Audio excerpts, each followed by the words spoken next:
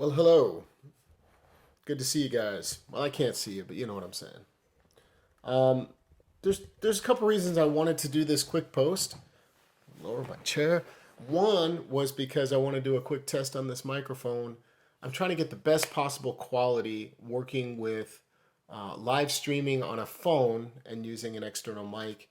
So I'm experimenting a little bit here and working with these settings like removing, putting the phone in airplane mode and using this Wi-Fi. So this will be a good test. But I thought I would tell you guys about some things coming up and put it all just sort of in one video right now for the next, the next month or so. What's going on in my world online, of course. Hello, Andrew. How are you? I plan on doing some more of these sessions where I'm just hanging with you guys. I want to make a scheduled live stream where I can actually take Q&A. And instead of just doing a Q&A that I read, I'm okay to grab comments and questions from here. I thought it would also be kind of nice to do one where you could submit some questions ahead of time. And I think what I'll do is I'll put on the community board. So if you go to my page on YouTube, go to the community board, you'll see that you can find comments and posts from me. Hello, hello. And so I'll put something up on the community board, and then you can comment underneath that. All right, and you can put in your 2 cents for like a possible question that you might have that you would have wanted to ask that I've missed in other streams, and I'll schedule the stream. I'll schedule that post, at least a few days in advance, and it'll say something to the effect of Q&A with Ronnie. So here's what's coming up for me. This weekend, I'm actually hosting a private online event, which is going to be very fun.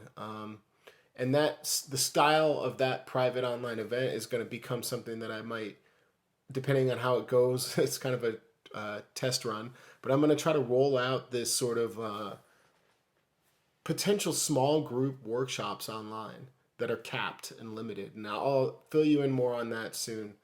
But the following weekend on the 18th, I'm offering up a bending drills and what did I call it? I called it the Bending Drills Clinic or Bending Drills and Bent Note Riffs Clinic. I'm going to do a half price class, which means what would normally be $20 to join me online and ask questions and get a recorded copy of those live sessions becomes half price, $10. And it's all centered around getting you more familiar with ways to practice bending. So this is recommended to people who are already bending, have some knowledge of bending, but they're looking to up their game. So that means we'll do things like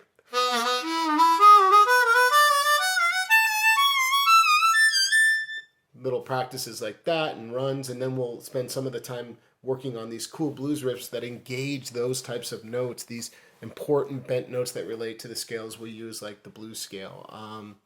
So that's going to be on the 18th, $10. It's about an hour and a half class, and you'll be able to ask your own questions. If you have particular issues with bending, say for you, it's the 2-draw half-step bend. That's a tricky one, or the 3-draw half-step bend, or getting the 3 all the way down.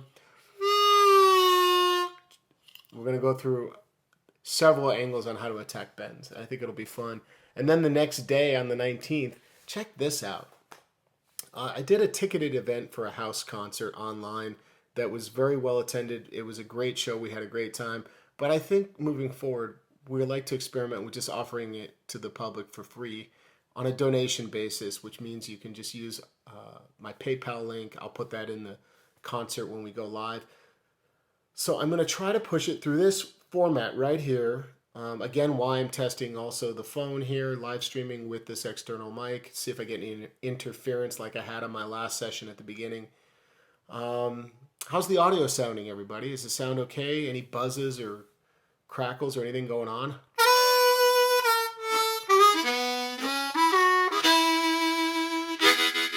If it sounds okay on playback, this will be probably the format that I'm going to use. But Andrew and I have been playing together for almost 5 years on and off, and we've recorded together. He's currently the front man and has been for, I think, 18 years or 20 years of Kilbourne Alley Blues Band. Right on. Thanks so much for that comment. I appreciate that. We're going to do a set, about an hour and a half. It'll be open to the public. I'll do it through my Zoom platform, pushing it to Facebook, but then I'll also run the stream here on YouTube so you can check it out no matter where you like to be, Facebook or YouTube. And I think it'll be pretty cool. Right on. Glad you're digging the stage 5. Try to see if I missed anything else. Thanks, Bobby. Thanks, Ryan. Odd click. Okay, Andrew. Cool. I mean, not cool, but I'll check that out on the playback. I don't want that click, and if it persists, I probably will not, unfortunately, use this method of streaming. I'll figure it out another way. So that's what's going on. One more event at the top of May. May 2nd is the Global Blues Harmonica Summit number 10 with Howard Levy. And tickets are actually on sale for that event, meaning they're discounted right now at Harmonica 123. That's it. That's what's coming up over the next month online. I might sneak in one other thing on the 25th, but I'm trying to spread this out, and make sure that people can get in on things, and I'm not overwhelming with like a million different classes. That's probably very easy to do. So yeah, that's what I got.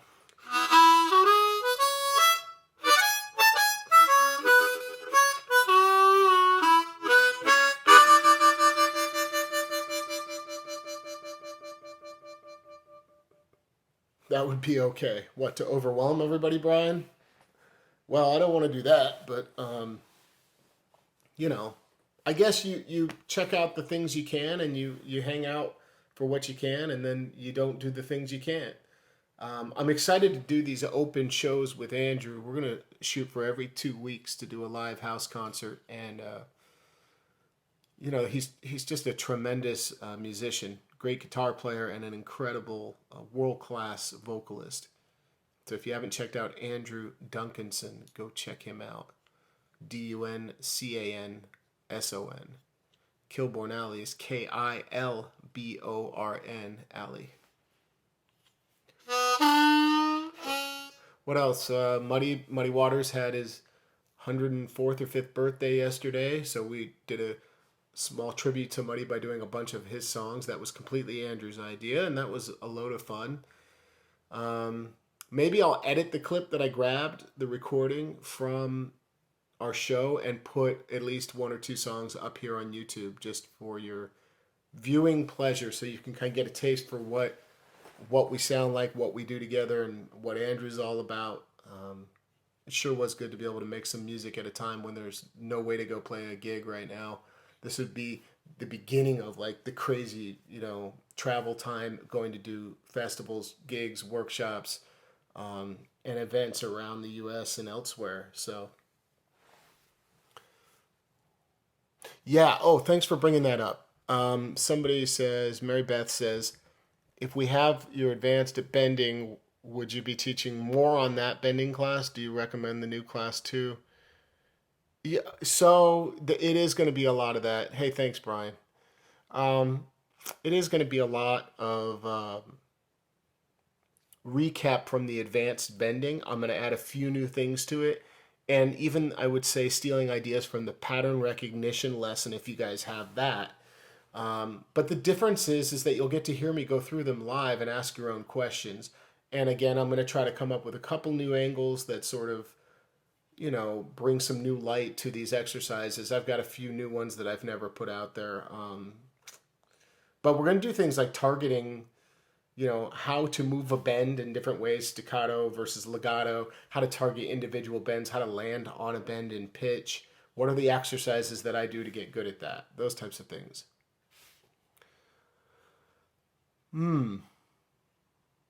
Yeah. Any recommendations would be appreciated. Well, if you're cut pretty well without a mic, but because of your small hands, you can't cup well with a mic. I mean, try smaller mics. If you're talking about a bullet microphone, the smallest one I know is a Bulletini.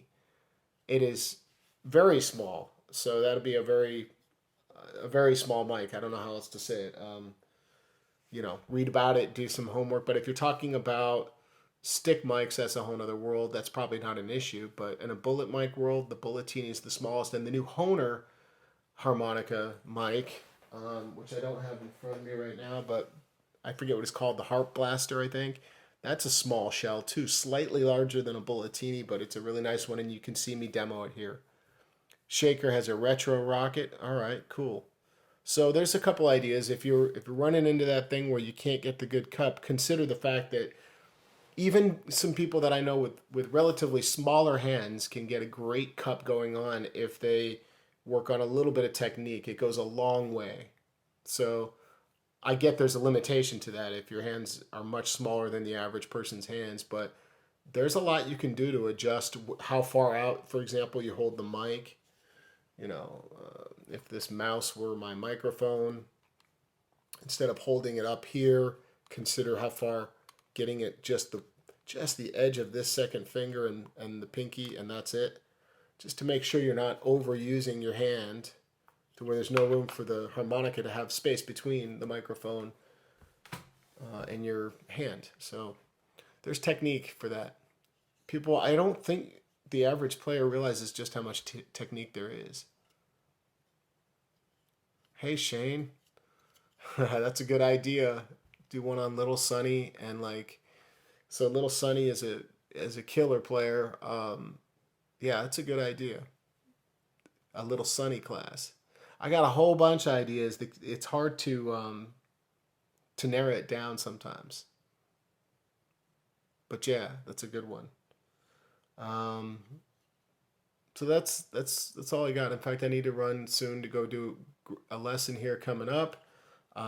If you ever need to reach me for anything, head to harmonica123.com. Check out some of these live events coming up too. Little Walter class, that would be killer. Who wouldn't want to do that? I'd like to go through and pick out some classic riffs associated with lesser known songs, either by a guy that's well known, like Little Walter, but like lesser known, like a Little Walter study thing. That'd be cool. Or do it from guys maybe that are lesser known and therefore their songs, like Little Sonny, are just not as prevalent. Did he tongue block or lip purse? Who? Walter? He tongue blocked a whole bunch. I'm sure he puckered a little bit here and there, is my guess. But I don't know. I, you know, I never knew him. I'm guessing most of these guys were primarily tongue blockers. And I only say that because you can hear it in their music. You can hear the sound of the effect coming through. So,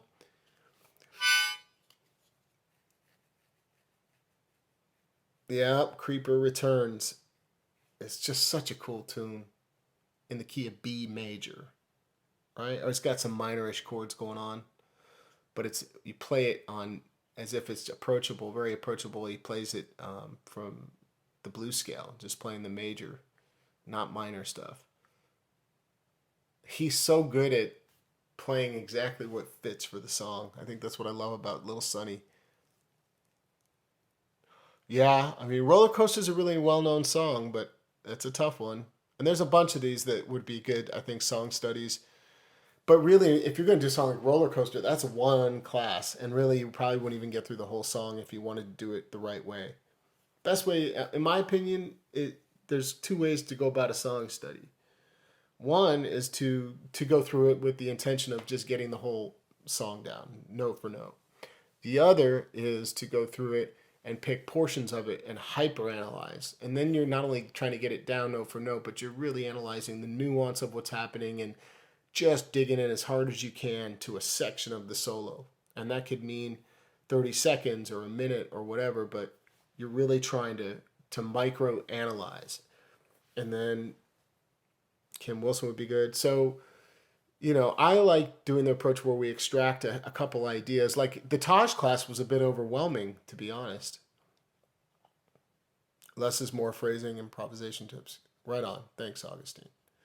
Um, yeah, I mean, yeah, that's a good idea. So, just seeing if I missed anything else. The less is more phrasing is kind of like, really, that becomes a topic of, well, no, that's a good idea. I guess that's really well put. I really think that is the way to say it. Less is more phrasing. That might be a good title for a class right there. And really what that means is you're paying really close attention to where these notes lay out. Thanks, Mary Beth. Thanks for checking out that Taj class. Taj class, I was going to say, was overwhelming because I think I just picked so many ideas. If I go past 10:55, will somebody let me know? Because I picked a lot of ideas, and I wish I had just maybe a few less ideas and stuck with them more and played them over and over. But we got through quite a bit of material on that class, and at least it's recorded, so you can go back. Anytime I'm saying class, I mean on online, these live classes that I've been offering, which apart from doing some private lessons is my income at this point with no ability to get out. Oh, right on. Thanks. Appreciate that, Ryan. And you can check out any of these classes that are over and buy them after the fact at Harmonica 123. You just go to the store tab up top and you look at either the webinar or Ronnie's classes section in the middle. That's where I keep all of those. I update these classes when they finish so that when you purchase it, you get the recording link and the handouts at checkout, and you're good to go. You can download the class or you can just stream it. Yeah, you need an E flat if you want to check out the Taj Mahal class. I have one song that I do in D. I would like to do a follow-up class. If you are watching this as a recording, let me know if you'd like a follow-up to Taj Mahal where we do maybe 2 to 3 more songs but less riffs and just like live with these riffs and work on the stylistic approach that Taj has and talking more about what makes his phrasing unique. Because Taj is a blast to analyze. Somebody just mentioned that, Tony. It was Shane that was talking about Little Sunny Creeper Returns. That's a great one. So if you want to get into the Taj stuff, buy yourself an E flat harmonica because he plays a bunch on that E flat. But like I said, scheduled Q&A coming up. Be on the lookout for that sort of scheduled live stream coming your way. I don't know when. Maybe midweek or something. Who knows? I'll figure it out and you'll see it pop up. If you haven't subscribed and actually hit the bell icon on my channel, then do this because then it'll notify you promptly if I go live or if I've scheduled something. Yeah. Yeah. All right. I need to go check the time here. Yeah, I've got a couple minutes, but hope to see you soon on another broadcast and maybe in a class, maybe at the performance coming up. If you're on Facebook, if nothing else, follow me on my, I guess both pages, but Ronnie Shellist and Harmonica 123. There's also a Global Blues Harmonica Summit page. But specifically the Ronnie Shellist and the Harmonica 123 for the streaming of the concert that will be open to the public coming April 19th with Andrew Duncanson. We'll have a virtual tip link you can use to send tips if you desire. Otherwise, you can kick back and catch the tunes. All right. Y'all make it a good day. I will see you soon. Have a good one.